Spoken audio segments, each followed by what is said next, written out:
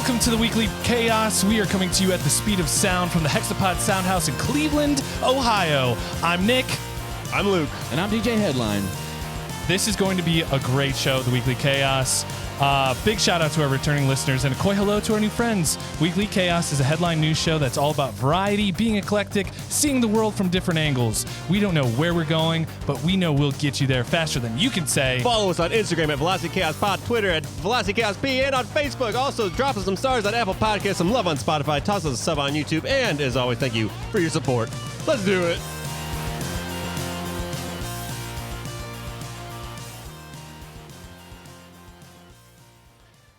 It's time for the weekend box office report hosted by the Weekly Chaos. The weekend in question, February 24th through the 26th. Number 1, Ant-Man and the Wasp: Quantumania has pulled off one of Disney's biggest shrinking acts with $32 million in week 2, making it one of the steepest second weekend drops in Marvel history. Number 2, Cocaine Bear hits a line of nose candy and amps itself up to $23 million in its opening weekend, outperforming its $15 million projection, a win for Elizabeth Banks and Black Bears everywhere. Number 3, Praise the Lord. Jesus Revolution is dancing in the aisles after a strong opening to the heavenly sound of $15.5 million. Not bad for a true life gospel story. Number 4, Avatar: The Way of the Water goes back to the well with $4.7 million, bringing its 11-week domestic cumulative to $665.3 million. And number 5, Puss in Boots: The Last Wish coming to the end of its 9 lives to hang on to the top 5 for one more week with $4.1 million to bring its domestic 10-week total to $173 million. So that's it for your top 5. To round out the top 10, you got Magic Mike's The Last Dance, $1.8 million over the weekend, bringing its cumulative to $22.1. You have Knock at the Cabin, bringing in $1.8 million. That makes its cumulative 33.9. 80 for Brady, 1.8, bringing its it's 1.8 across 3 of those. They were all off by like $30,000. They like, it was like 30,000, 30,000, 30,000. Oh, man. It's a conspiracy. It's a conspiracy. Height. Missing, which I finally figured it out, is a movie about a girl who tries to find her missing mother through the internet. That made another $1 million, bringing its cumulative to $3.14 million. And A Man Called Otto just made another $850K, bringing its total to $62 million. You know what I figured out? Everybody was like pulling theaters because they were making room for Ant-Man, and then Ant-Man just ate it. And so like that's why the weekend itself just took such a huge header. So everybody was out in the meantime Because they were all just like backing off. and then Ant-Man and the Wasp just like is like, you know what? We're just not going to do anything. The Wasp didn't fly. It didn't fly. Really quick here, honorable mentions for this weekend. Everything, Everywhere, All at Once, boosted by a nice SAG performance, which we'll get into in a second. It made another $115,000. But the real thing I wanted to draw attention to is that it's been in theaters for 49 weeks. Oh my gosh. And it's just it's just like keeping in enough theaters to keep it going. I'm going to be honest with you. I haven't even seen the film. I've waited to watch it in movie theaters because I missed it the first time around. Apparently I didn't need to though, because it's been in theaters for 49 weeks. But the point is, I think this movie might win the Oscar just because it's been cooking and gestating for so long. I've been just waiting for that to hit VHS and then, I'll bring that home. There you go. But hey, brings a whole new meaning. Everything, Everywhere, All at Once. It really was. Yeah. And then the other film, The Quiet Girl, opened to $60,000, which isn't too big for a box office. But when you consider that was around across 6 screens, that's a $10,000 per theater average, which is just unreal. So Neon figured it out. They're just kind of doing a tier stepped releasing. So they're going to like try to be like, hey, look at this great PTA. Everybody wants to see this movie, even though it's a drama about some 6-year-old girl in Ireland. So they're kind of slowly building that up. So I heard there's some films that you're looking forward to, Luke, which is a complete shocker. Right? Yeah, I'm coming out of left field with this one. I'm standing in the bleachers. So John Wick 4, that's coming out. Oh, yeah. Your spirit animal. Got to see that one. Creed 3, I'm a fan of the Creed movies. Dude, that trailer, every time I see it, gets me. And Jonathan Majors looks yoked. Yeah, he does. Damn. He's a good pick, man. He's coming off of a real hot streak this past year. He's been doing, because we just got done, we did Devotion with him. That was another big one he did. And then Ant-Man, he's the Ant-Man new villain in Marvel Universe. Killing it. Kang, I think. Kang. So you got 2. From Teenage Mutant Ninja Turtles. That's why I was like, I don't know if it's the same Krang? guy. I don't know. Krang, that's it. Yeah, I don't know. The Tetris one, I'm just kind of curious on that one. It's coming out in Apple Movies. Yeah. I was just kind of curious to see that. It's the history of Tetris. But like the real life story, right? Yeah. It's not like that Pixels movie, that debauchery. Maybe. That I don't know. terrible Adam Sandler thing. Oh, Okay. no, not that one. Not- And then there's a Dungeons and Dragons movie that I'm curious to see. I'm getting to go to South by Southwest, and I might sneak off to watch it. at South by Southwest. But yeah, I actually will watch that. I think that looks good. Yeah. Those ones just kind of popped up like, wow, March is coming out swinging. You're gonna For have me. to watch movies this month. know. That's amazing. Different. That's The different. March Madness for Luke. Yeah. Fantastic.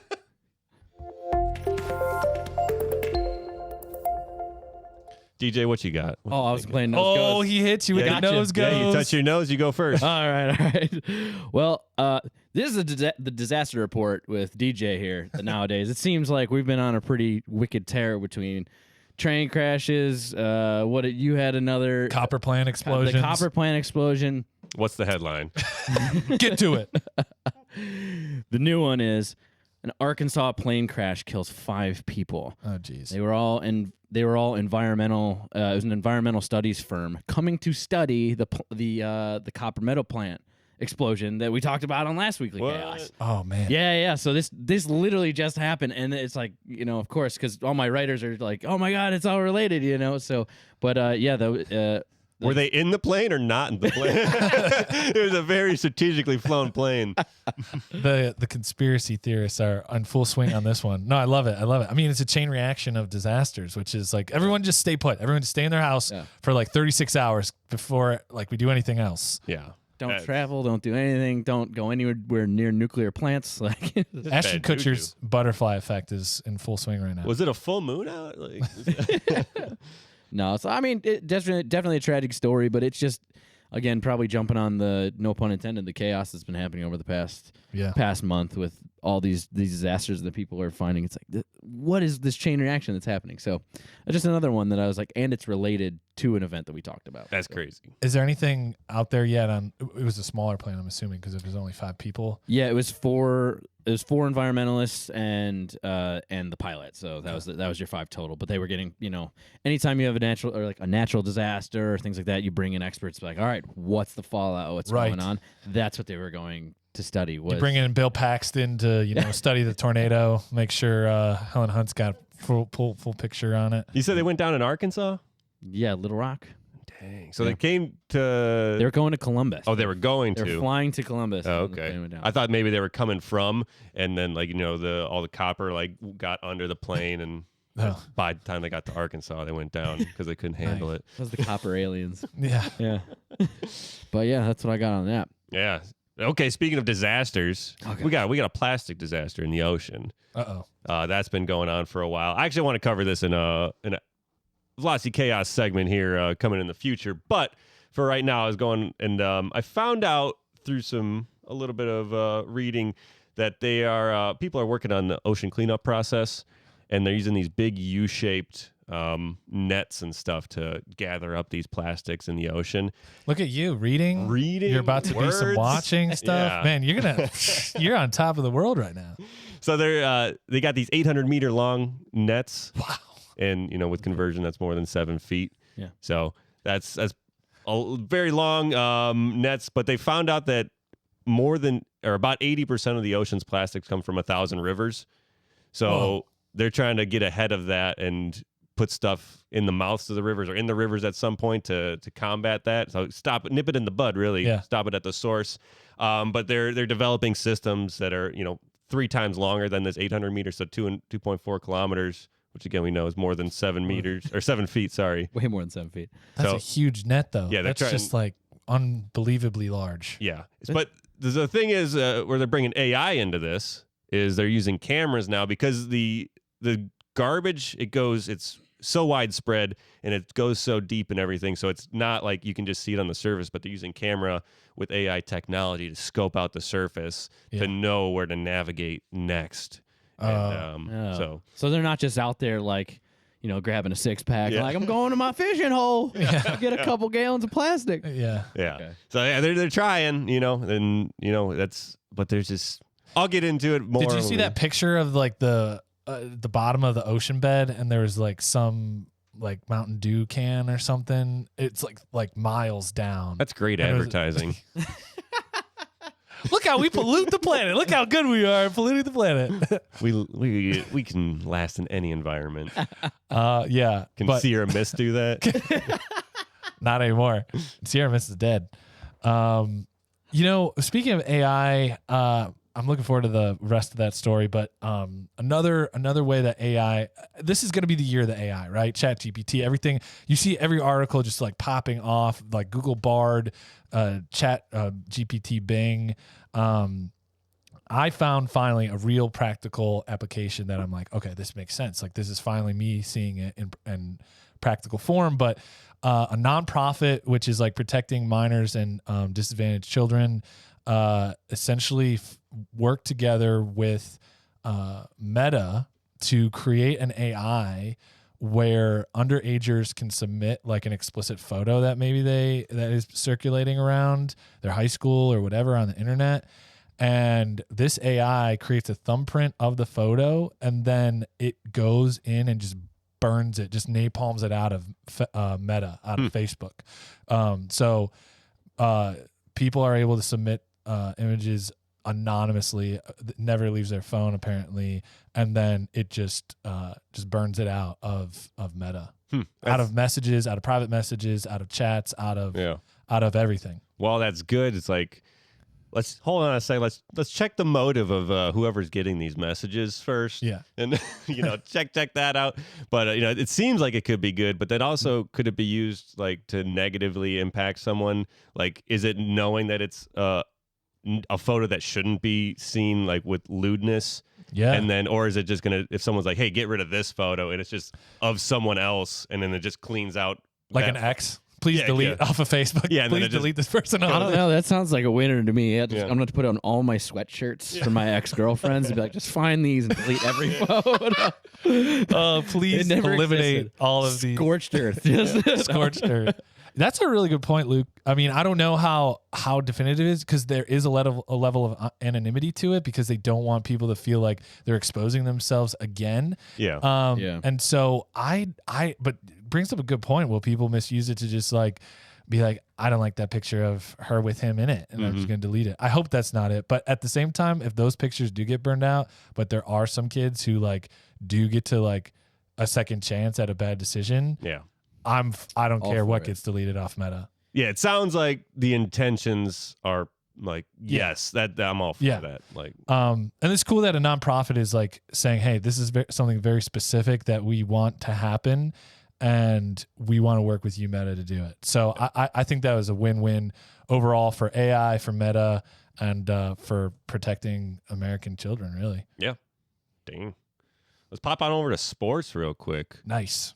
Disc Golf Pro Tour just started. I'm big into disc golf, and it's not a secret. I'm big into disc golf. No. And so this week was a Las Vegas challenge. This tournament here at Las Vegas, it was awesome because in the final round there was still 6 or 7 competitors vying for first, like within the last few holes. Yeah. So it was just an intense match, and if people do want to watch that, go on to YouTube. There's Joe Mez Pro, Gatekeeper Media, and then or Disc Golf Pro Tour, and they all have coverage of that.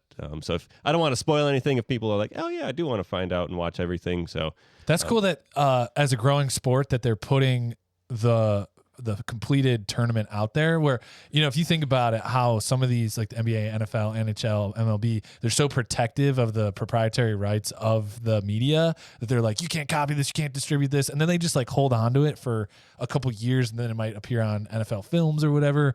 But I think it's so genius of them to be like, hey, you can go out and watch it right now, even if you missed it this weekend. Yeah. It's such a great way to grow the sport.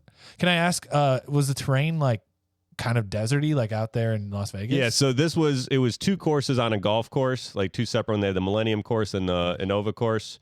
And it's more for people that can throw farther, like on these open golf courses, opposed to like a wooded course through the trees and stuff. But yeah, and the winds were crazy, and I think there was rain at some point, so it was tough conditions to play. Yeah. But yeah, it was two 18-hole courses on a golf course. Wow. And they played 2 rounds on each one. I feel like playing disc golf on a windy course is like blowing leaves or like doing leaves in a storm. Yeah. For all the people in California, you don't know what I'm talking about. But yeah, you got to throw your disc and it ends up 3/4 of a mile the other direction. These guys, they work magic. They're still throwing 500, 600 feet on some of these throws. It's crazy.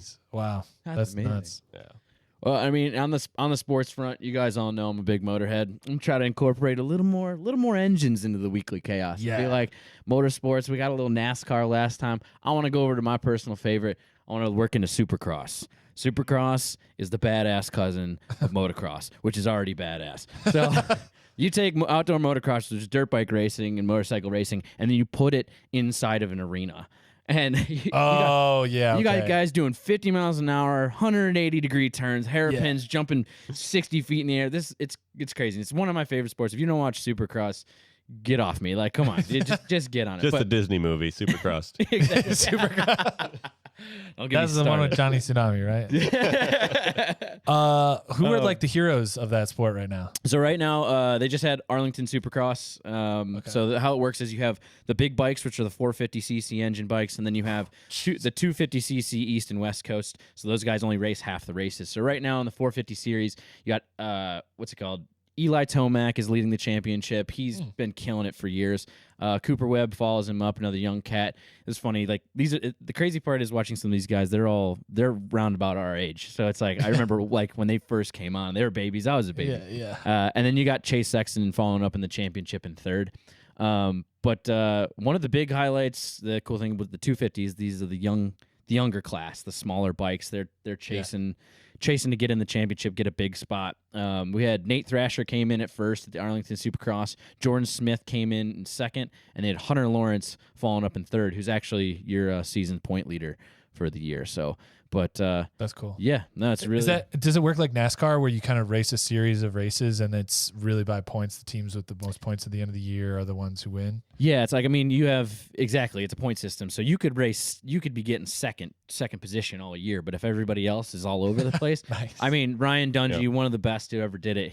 That was his thing. He was on the podium every weekend, day in and day out. He was always first, second, or third. Didn't matter, just killing it. But yeah, man, it's exciting. You got a lot of good racers out there right now. I mean, so you got a couple, like Justin Barsha is always a good one. He's been racing for years since I got into the sport. Cool. They call him Bam Bam. He's really aggressive. So it's a fun sport to watch. You get a little bit of aggression. You get the racing. I mean, you get crashes if you're into that NASCAR style. But it's a good time. I suggest you fellas check it out. I'll be down to peep a few of those races. Yeah, I'd definitely check that out. Maybe have some bursts. Have a couple of brewskis. Nostalgia, Excite Bike 64. Oh, dude. That's my jam. Yeah, but also one of the most infuriating games of all time, in my opinion. Very cool. I mean, I'll keep it in sports world for a little bit. Damien Lillard threw down the hammer last night. Threw it down. 71 points. Ooh, becomes the oldest NBA player of all time to score 70-plus points. He's 32. I don't know the day count. I don't know how close it is for the second oldest, but it was funny because everyone was just razzing him on Twitter and everything, like, oh, you're getting drug tested tomorrow morning. Which is funny. I mean, I know Donovan Mitchell also did when he threw down the 70-point game. What was it? 71. 71. So it just kind of happens matter of fact. But I'm also wondering if you were to take performance-enhancing drugs to do that, which ones would you take? Would you take the Myles Garrett drugs, or would you take the Lance Armstrong drugs? Like which one as a basketball player is more effective? Yeah, I'd say more like blood doping, like just for endurance. Like just put me out there, coach. Put me out there. No, dude. I'm gonna take Michael Jordan's Space Jam special stuff. Oh, there you go. It's the special stuff, man. Coach is just like, here, drink this. He just like squirts it into his mouth. It's just this grody white like Gatorade bottle that's just like missing all of the like ink and the logo. It's just scraped off. It's just like, this is what you want right here, son. And Damien threw down. So I just think it's cool. I mean, it's getting into kind of a bit of a freak level in the NBA. Like the way the teams are designed, they all run through like these just not even all-stars, like legends, like these legendary players and performances. Yeah, Damian Lillard, he'd be like, if I had to draft, well, at least within the last 5 years, if I was drafting a point guard, he was my point guard of choice. Elite player, definitely. But to do it in this day and age, like, yeah, Donovan Mitchell doing it, that's impressive as well. Just for anyone to score more than 50, really, against, I guess, are people playing less defense now, or are people just getting better at scoring? I think it's a little bit of both. Yeah. I was at the Cavs game last night. My buddy Chris, he's a very avid basketball player, basketball fan. He's just like, pro level ball now. It's just the way these guys can break defense. You talk about Donovan Mitchell. I mean, just to be able to power through 3 defenders and get to the net is intense, man. It's just athleticism, pure hustle. Like at that point. Well, they did talk about though with this young Cavs squad and like Jeremy Allen, just like how their defense did shift. Is it Jeremy Allen? Jared Allen. Jared Allen, yeah. Sorry, I don't know where that came from. Jared Allen, he changed the dynamic again in defense, right? Where it was back into the forefront of the game they played.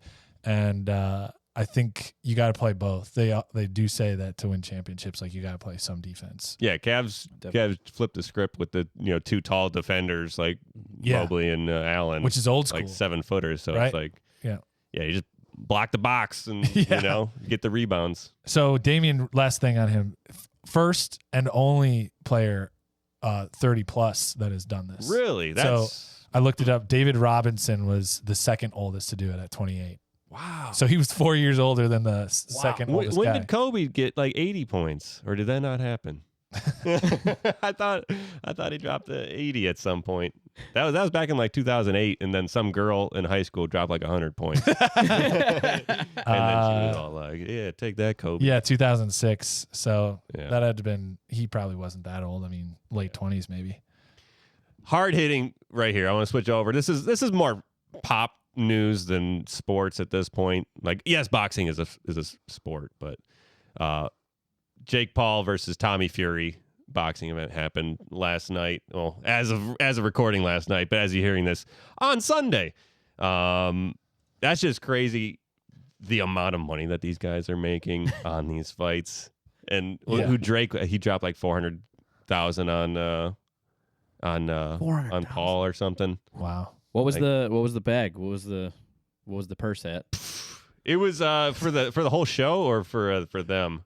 For them, what did each fighter get? Do you know? Or? Yeah, a little bit, including pay-per-view.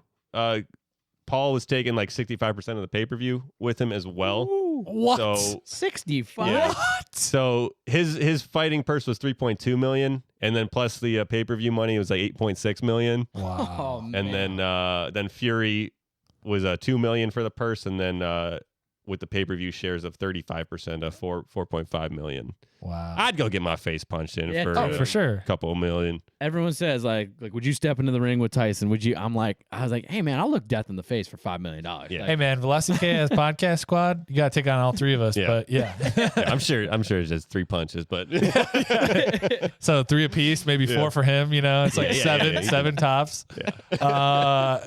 So who won? Who won? I'm a spoiler playing? No, everyone knows immediately. Tommy Fury won. Yeah. Okay. I watched the highlights and it looked even, but then reading through the comments, everyone was like, "Yeah, Fury just hands down outclassed Paul." Just like it was like 2-1 as far as punches landed and everything. But the highlights actually made it look kind of close. You get style points in boxing. That's one thing you got to remember. You actually do. Like if you make it look flawless, or if you like can just fight better.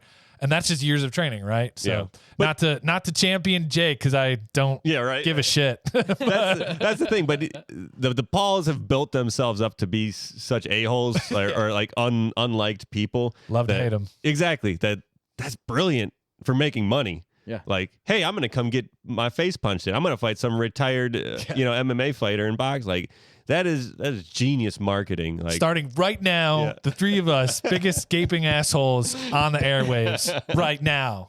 Logan Paul, he's doing wrestling now, like in WWE. Oh, is he really? That's funny. Yeah, it's crazy. Him, Ronda Rousey, that's where your MMA career goes to die. I got to give Jake credit though for actually taking hits though. Right. Yeah. I mean, I know you get tossed around in WWE, and you got to work well with a partner because it's all about communication. Yeah. But Fury, that's the thing. He's not like, I'll go left and I'll go right and it'll make it look good. Like, no, he's gonna find you. Working him. That's the thing. Some of the comments too. People were like, actually, Jake Paul's not a bad boxer. Like he's still newer at it, but he's actually a pretty good boxer. Like he's pretty decent. I don't doubt it. Yeah. So it's like, but he puts in a lot of work in. I will say that's the thing. Yeah, and they were both wrestlers back in high school too. So like they're athletes. Sure. Definitely. Sure. They're just unlikable. Brilliant. Well, I'm gonna step away from your barbaric American sports, and we're gonna step over to England. Okay. Get a little more sophisticated. I'll talk about the arts. I'm gonna talk about history, okay? Because we need a little education on the Weekly Chaos. But no, what's happening over in England right now, I just read, is that England's going through a surge of too many artifacts being uncovered. We're so brilliant at finding artifacts. Everything that we uncover is perfection and belongs in a museum. No, I mean seriously, there's been like a huge. Well, they come over here, they're like sifting around in like riverbeds in Cleveland, and they find a tire from 1945, and look at this artifact. This is known as a Cobra 40 ounce. It's a malt beverage. No. That would be our surgeon. That's almost like a Nickelback, like the British Nickelback. Look at this artifact. Yeah. No, dude, but they are like so. England has been going through this big thing where they say, "Hey, we want to uncover our history. We want to make available to our people the rich, experience your culture, experience anything we can uncover. Let's do that." The problem is their museums are literally running out of space. Well, when you're built on an island where people have lived for about 3,000 years, it's going to be pretty easy to find some rock that somebody took a shit on, and it was like the king of whatever tribe that existed at that time. But they're saying they're finding like Roman metal work and like bronze, so a Roman took a shit on a rock, and then it became a famous rock. Yeah, you know what this sounds like? Sounds like swag bags. At any sporting events, Liverpool's having a game, take home an artifact. It's cool. Your own Roman piece of shit. Welcome to Rexall. Here's some solidified, petrified shit. It's history night on the turf. Bring your bags. We got artifacts for you, and you. No, that's brilliant. Wow, you get a doubloon. Oh, we're just shredding the UK. But no, I mean that's what I found. I mean they're saying that they can't. We don't even have the staff to store half the stuff we're finding. They're just digging up old buildings and finding ancient artifacts. But that's what I'm saying. I've been to York, England. It's like northern up. It's like 3-hour drive from London. Okay, up in the north, and there's a river that comes straight from the east into York from the ocean, and so York was actually a Viking village. That has been there for hundreds, almost thousands of years. And essentially they built the town on top of it. And then, like you say, every time they need to build a new hotel or whatever, they have to bring in a historical society to survey the uncovered earth. They pull out all the artifacts, and they then build a museum like a block away with the artifacts. That museum is actually really cool. But man, I get a lot. Ancient people were brilliant. Like they were smart. They had to be. They were showing me these things that were horse knuckles, and they're like, "What do you think they were using these for?" And I was like, "Well, the horses were using them as knuckles." Joints? Yeah. And then the lady was like, "Well, no, like they had like the bottom of them like smoothed them out, and they were using them as ice skates. What? They were just timed to their feet." But the crazy thing is that they invented sandpaper so that they could make them so smooth on the bottom. And what they used as sandpaper, sharks, because it was a tidal river, sharks would get washed up the river. And then they would literally just take the shark skin that they would catch. They eat the shark and they take the skin and they used it as sandpaper. Wow. Like, come on. Like, that's brilliant. That's brilliant. That is. Is that like 800? It's like probably 800 grit, maybe 600. Yeah. 600. I mean, you got to work through a couple pieces of paper to really get that bone nice and polished. 2,000, maybe get fine, like a finer shark. Yeah. No, when I went to Chicago, they had one of the museums there. They were like, "Yeah, this is everything on display is like 1% of what we have. Yeah. Like we have 3 stories underneath." With everything else. Selling a refrigerator in the basement. Yeah, the Ark of the Covenant, we just don't got any room to put it out there. Just it's just collecting dust. Yeah. Right. So I collecting dust. You know what's gonna be collecting dust? a lot of SAG trophies. Screen Actors Guild of America. Screen Actors Guild. Not SAGA. Of America. SAGA. Everything's of America.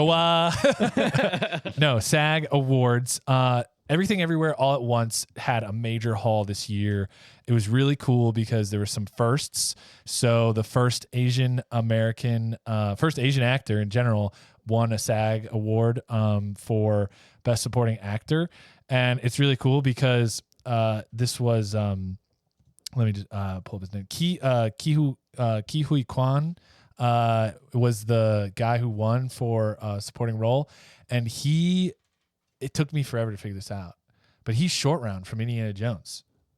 Oh, No way. Jesus. Yeah, and that's like the year of the comeback is. I was like, what are they calling the year of the comeback? Brendan Fraser's, he won as well. Yeah, and then this guy won for his role in Everything Everywhere All at Once, and I was like, I don't know this guy, and it's because he literally was the last role it felt like he was in. He was a little kid, well, the one he's known for. So he made a comeback. Really good for him. Michelle Yeoh won for her role in Everything Everywhere All at Once, and the ensemble won as well. And James Wong, is it James? Oh shit! Who's the guy from Kung Fu Panda? He's the only one. Jack Black. Yeah. No. Who plays his father character? James Wong. Jack Black. Oh, Sr. yeah. Let me pull this up. This is Oh, important. This is James important. Wong. James Wong. Oh, that's not it. That's the director. I'm sorry. I have a moment. He was here. the director? No. He's the director. He was his dad. He's also Jack Black Sr. Lee I'm Sean. just forgetting his name. The cast. And I want to, this is important to bring it up. James Hong. Sorry. Oh, James Oh, yeah. Bond. He won as part of the ensemble, and they let him give the speech. And he said that of his 600 credits, he has 600 credits as an actor. He's been in everything. He's been in everything. When he started, he's 94 years old. What? And when he started, he was saying that white guys were playing all the Asian roles, and they would tape their eyes back and they would do the voices. And he's standing there as an extra, and he's just like watching all these guys because producers were literally just like, Asian actors are just not good enough. Oh, my God. They're not worth it. And now it's like taking all these years. Now they're winning SAG Awards. So I just think it's really cool. Bong Joon-ho for everything, for Parasite and all that, really breaking the door wide open. It's about time because these people are pretty incredible. And Michelle also did like choreography and stunt choreography in that. And so like it was pulling double duty, not just acting and performing, but really like doing all of the martial arts work. Yeah. So I'm looking forward to seeing that movie, even though it's been out for 49 weeks. Perfect. And then just to wrap it all up, this news hits home. Literally, it came into our homes. Oh. My brother-in-law just got the PSVR2, which shipped last Wednesday. So it's very relevant news. And I have to go over and try it out for the Weekly Chaos. I got to report back on this. Guys, I'm telling you, it was wild. I played Horizon Call of the Mountain, which is their flagship like VR. And I'm like, okay, I've been in headsets before. I played like the little drawing things, whatever. And when the menu opens up, they start you off on like this platform, and it's just this massive vista, and you're like just surrounded by stuff, and you just kind of go, what?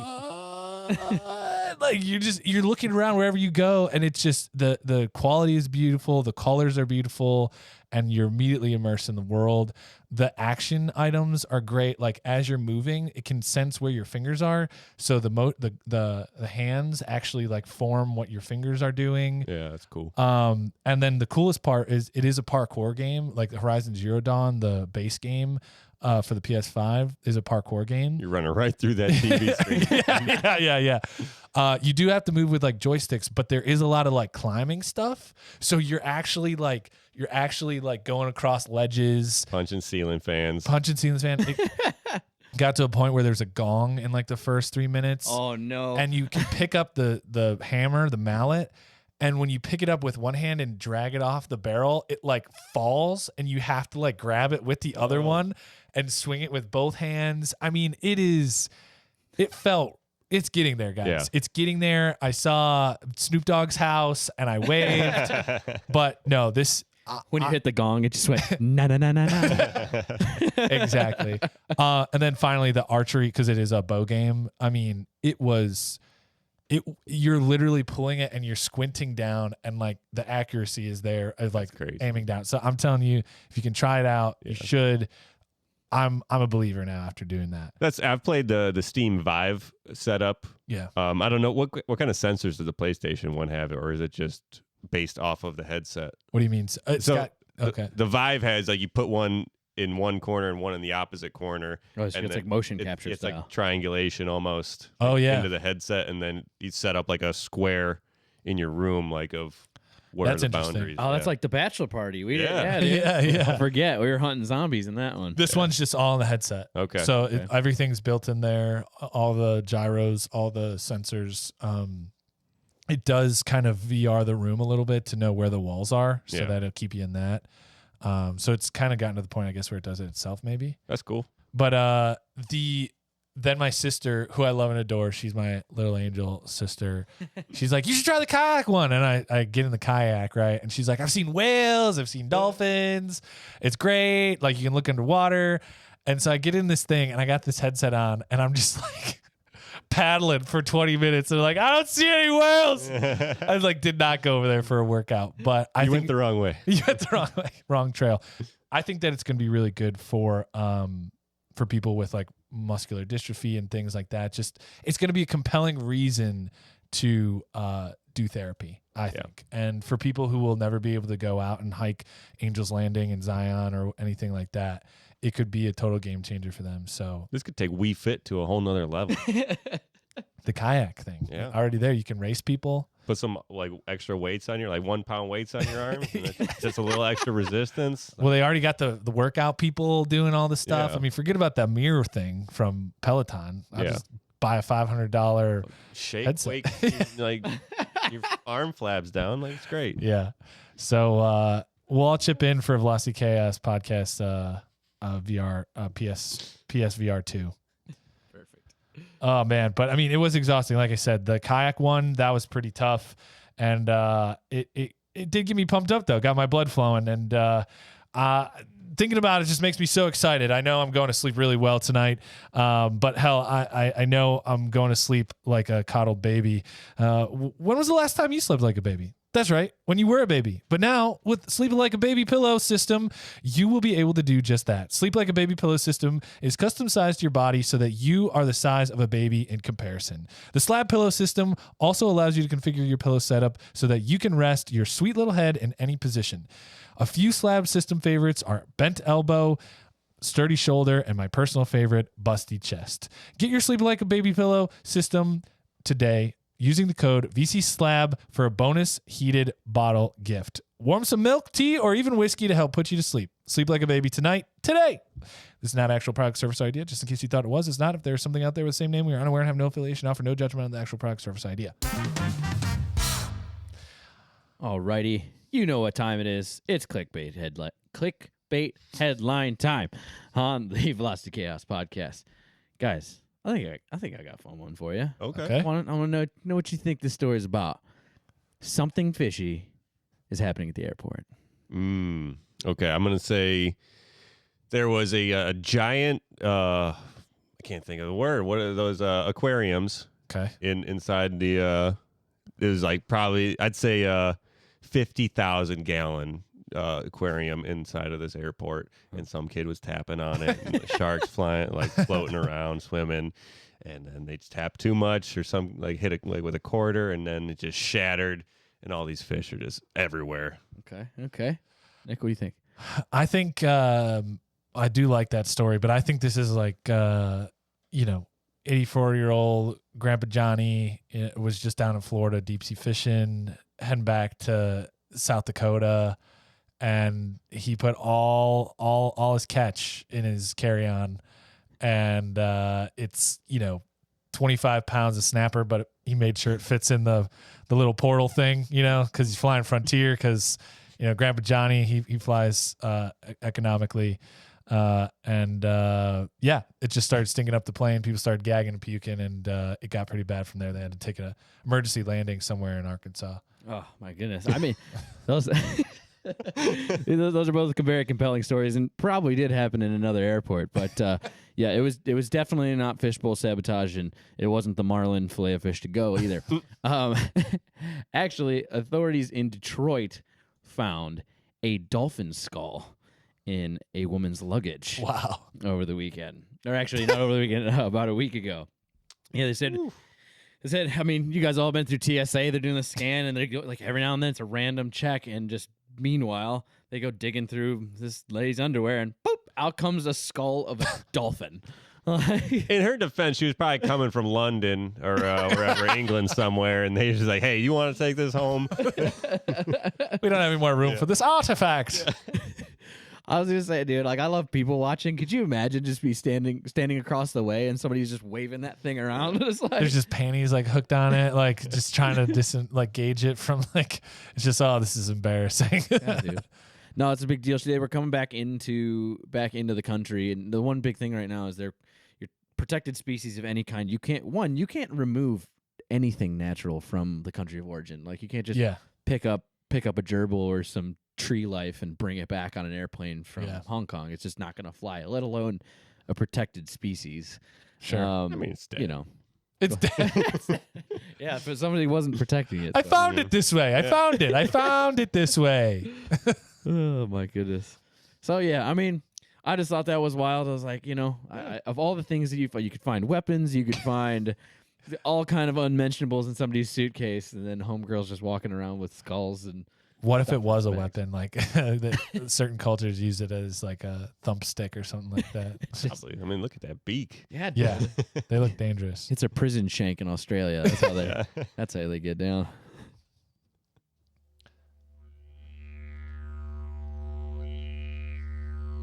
Don't be a hero, mate. You look after your mates, and your mates will always look after you. Yeah, cheers. That's right. Mates looking out for mates. Dolphins looking out for dolphins. It's time for the Aussie news segment. We do this every show. We check in down under with our friends from the island continent. I found something pretty funny. For a fundraiser, 500 Marilyn Monroe lookalikes went to the beach on a little parade.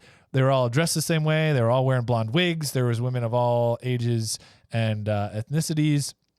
And essentially, it was just like a way of creating awareness. I believe the raised money for cancer. So they all just jumped in. They all had like their little rafts, which was cute. They all had like the inner tubes that were the same color as the Australian flag behind me. And they essentially just hopped in the water. The little local Coast Guards just did a little patrol, made sure there's nothing unsafe out there, and just watched them all go in, and they made a big day of it. So I just think that's really cute. It's really cool. I'm actually kind of happy, after watching the movie Blonde, like Marilyn Monroe, I think is starting to shift from just like a sex symbol over to like kind of a women's empowerment of like taking back your own legacy. Cause I know she had it hard, and I think it's cool that women are using her as like a rallying point for something like cancer awareness. I'm sure there's like a breast cancer research component to this as well.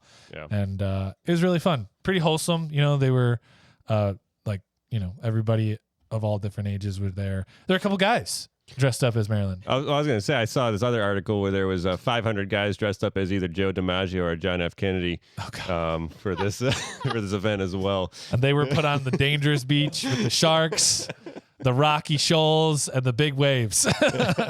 Kept very far away from the blondes. Oh my goodness. They did not do any patrols for them. No patrolling. You guys can handle yourself. And that just goes to show you that in life, you can dress up as your favorite actress or role model in life, and you can lead a good cause out there for the people of the world. And if you really want to, you could sneak back a dolphin head. You can do. I think you can get away with it. Really, if you try your hardest, it's really, you just gotta make sure that first plane doesn't crash. That's number one. You gotta be flying in those high winds. Maybe use some sort of AI system. Scope it out first. VR. Try that. I think there's a game where you can get past the TSA in VR at this point. And you'll get an award. Someone will give you an award. Probably some jail time, I think. And then they'll put your picture up, and you'll be like, oh man, can we take that down? I don't know. You're probably pretty guilty of something there, because when the discs are flying through the air and the super motocrosses are flying, the high speed 450 cc's, it's just going to be way better than Ant-Man ever could be.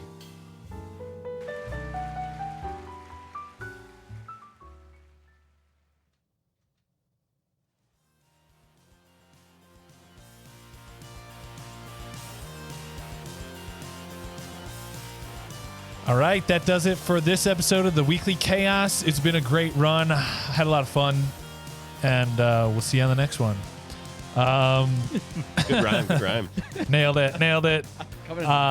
Hey, I just want to thank DJ Headline for running the board and keeping us shipshape this time. Guys, it's always a good time being out here with you. Just spread the news to everybody. Spread the news. Glad your network is in full swing. They've been just aces all week on the disaster front, so making sure we all keep our heads down as the chaos blows over. Guys, we'll see you on the next one. This is Nick signing off. And this is Luke signing off. Thank you guys all so much. Like we always say, if you can't figure it out, just wait a minute. The AI will. Have a good one. That was the Weekly Chaos, brought to you by the Velocity Chaos Podcast.